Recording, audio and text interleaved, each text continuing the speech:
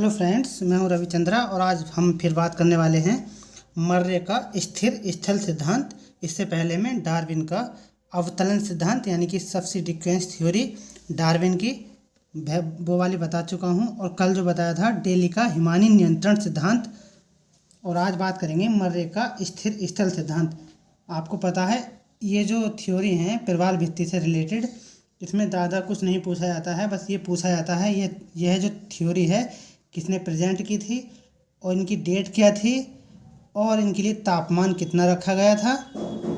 और दूसरी बात, इनकी जो गहराई है यानी डीप है वो कितनी रखी गई थी। बस यहाँ से 4-5 क्वेश्चन ही बन पाते हैं। तो वही मैं बता चुका हूँ कि जो डार्विन की थ्योरी थी वो 1837 में आई थी और इसका करेक्शन 1842 में हुआ था। वहीं 1915 में डेली का हिमानी नियंत्रण सिद्धांत आया था। वहीं आज ये तीसरी थ्योरी है जिसकी हम बात करेंगे, मर्रे का स्थिर स्थल सिद्धांत, जो कि 1880 में आया था। ये काफ़ी महत्वपूर्ण है, इनकी डेट लगाकर पूछा जा सकता है कि इनको डेट के अनुसार बताइए, क्योंकि डेट वाले क्वेश्चंस काफ़ी देखने को मिल रहे हैं। तो पूछा जाएगा इनके आने के क्रम में लगाइए। तो ये मैं सबकी डेट बताता जा रहा हूँ, आप देख लीजिएगा इनको। कोशिश करता हूँ सब कुछ बताने की सिंपल भाषा में, बहुत सिंपल अपने शब्दों में बनाने की कोशिश करता हूँ। चलिए स्टार्ट करते हैं, देखते हैं मर्रे का स्थिर स्थल सिद्धांत। पहला क्वेश्चन बनेगा, स्थिर स्थल सिद्धांत किसने दिया? तो मर्रे ने दिया था। ये एक ओशोनोग्राफर से यानी कि ओशोनोग्राफर थे। इन्होंने बताया था कि दो द्वीप होते हैं या दो स्थल खंड होते हैं जो पानी में डूबे हुए होते हैं। और ये बताने का इन्होंने प्रयास किया था कि जो दो द्वीप होते हैं, स्थल खंड होते हैं, वो पानी में डूबे हुए होते हैं और दोनों एक ही समान गहराई पे होते हैं। आगे देखते हैं। तो बताया था इन्होंने, ये सबसे ऊपर वाला पार्ट होता है, दोनों क्या होते हैं, जल में मग्न होते हैं यानी कि जल में डूबे होते हैं। और जो सबसे पहले ये जो होता है इसका क्या हो जाता है, इरोजन हो जाता है। और इरोजन होने के बाद कुछ इस तरह से इसका डिपोजिशन हो जाता है और ये क्या हो जाता है, अंदर की ओर धंस जाता है। कहने का मतलब है दोनों द्वीप होते हैं, एक ज़्यादा गहराई में होता है, एक थोड़ा ऊपर होता है। तो ऊपर वाला जो होता है उसका इरोजन हो जाता है। इरोजन होने के बाद ये जो नीचे वाला पार्ट है वो नीचे धंस जाता है और जो इरोजन वाला भाग है वो ऊपर उठ जाता है, इससे निक्षेपण होता है। आगे देख लेते हैं, थ्योरी में आ जाएगा समझ में। इन्होंने बताया था कि डार्विन के अवतरण सिद्धांत के विरोध में, यानी कि इनका विरोध किया गया था अवतरण सिद्धांत का, जो कि डार्विन का था। 1880 में अपने स्थिर स्थल सिद्धांत का प्रतिपादन किया। किसने? मर्रे ने।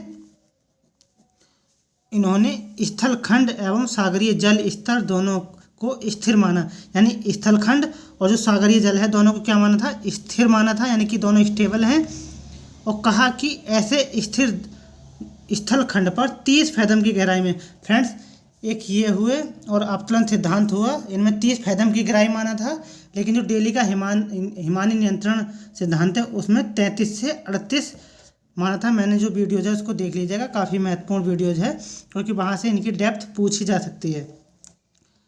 तो उन्होंने बताया था 30 फैथम की गहराई में प्रवाल कीटों की उत्पत्ति होती है, यानी कि इससे नीचे इनकी उत्पत्ति नहीं होती है। यदि स्थलखंड प्रवाल कीटों के विकास की गहराई से अधिक ऊंचे स्थान पर स्थित होते हैं, कहने का मतलब है स्थलखंड प्रवाल कीटों के जो प्रवाल होते हैं उनकी विकास की गहराई से अधिक ऊंचे स्थान पर स्थित होते हैं, यानी जो गहराई है और उससे ऊंचे स्थान पर स्थित होते हैं, तब प्रवाल का अपर्दन होता है, जैसा मैंने बताया था, जिससे स्थलखंड में ऊंचाई में क्या होने लगती है, कमी होने लगती है। देख लीजिए यहाँ पर, यानी ये क्या होने लगता है, इसकी स्थलखंड की ऊंचाई में देखो कमी होने लगती है, यानी कि नीचे की ओर जाने लगता है।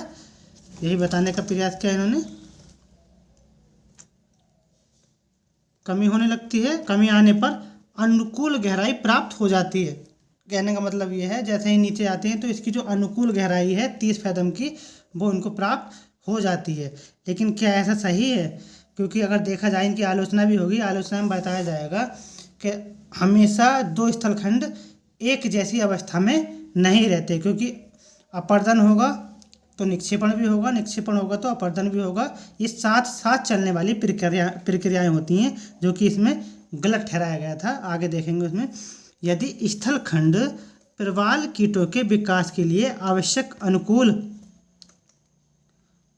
अनुकूल गहराई से अधिक गहराई में स्थित होती हैं, तब वहाँ निक्षेपण की क्रिया होती है, जिससे स्थलखंड की ऊंचाई में क्या होती है, वृद्धि होती है। कहने का मतलब ये है, यदि स्थलखंड प्रवाल कीटों के विकास के लिए आवश्यक अनुकूल गहराई से अधिक गहराई में स्थित होती है, तब वहाँ निक्षेपण की क्रिया होती है, जिससे स्थलखंड की ऊंचाई में क्या हो जाता है, वृद्धि हो जाती है। जैसे मैंने ऊपर बताया था कि जब कट जाता है, इरोजन हो जाता है, तो वो ऊपर की ओर बढ़ने लगता है। परिणाम स्वरूप प्रवाल भित्तियों के लिए अनुकूल गहराई प्राप्त हो जाती है। ये इन्होंने बताने का प्रयास किया था और इनकी आलोचना में देख लीजिए, आलोचना भी हुई थी। एक मिनट फ्रेंड्स, आलोचना में बताया था आलोचना नंबर 1, इन्होंने स्थल खंड और सागरीय भाग दोनों को स्थिर बताया था। वास्तव में ऐसा नहीं होता है, क्योंकि जो इंडोजेनेटिक फोर्स होते हैं और एक्सोजेनेटिक फोर्स होते हैं, उनके प्रभाव से परिवर्तनकारी होता रहता है। यानी कि जो अंतर्जात बल हैं और जो बहिर्जनित बल हैं, उनके प्रभाव से क्या होता है, समुद्र का लेवल या समुद्र बढ़ता रहता है, घटता रहता है।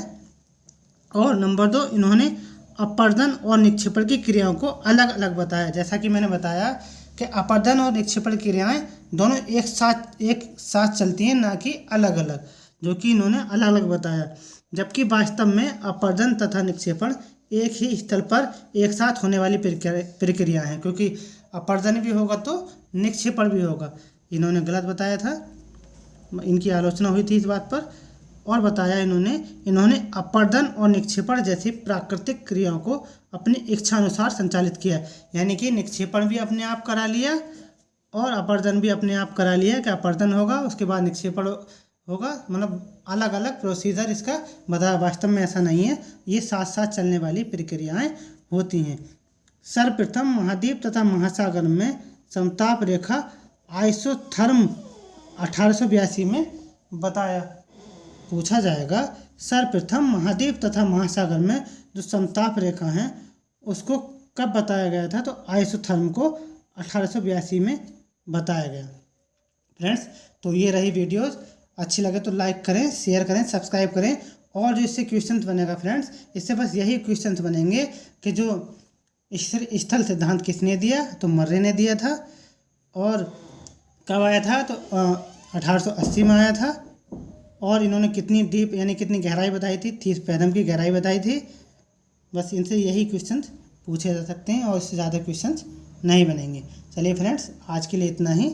अच्छी लगी तो लाइक करें, कमेंट करें, बताएं कैसी लगी वीडियो, जिससे मैं कल कोशिश करूंगा कोई और नई थ्योरी लाने की। जैसे कि संवहनीय तरंग सिद्धांत है, एरी और प्लॉट का सिद्धांत है, तो मैं कम से कम समय में लाने की कोशिश करूंगा, जिससे ज़्यादा समय ना लगे और आसानी से समझ भी आए। चलिए फ्रेंड्स, आज के लिए इतना ही। Thank you so much.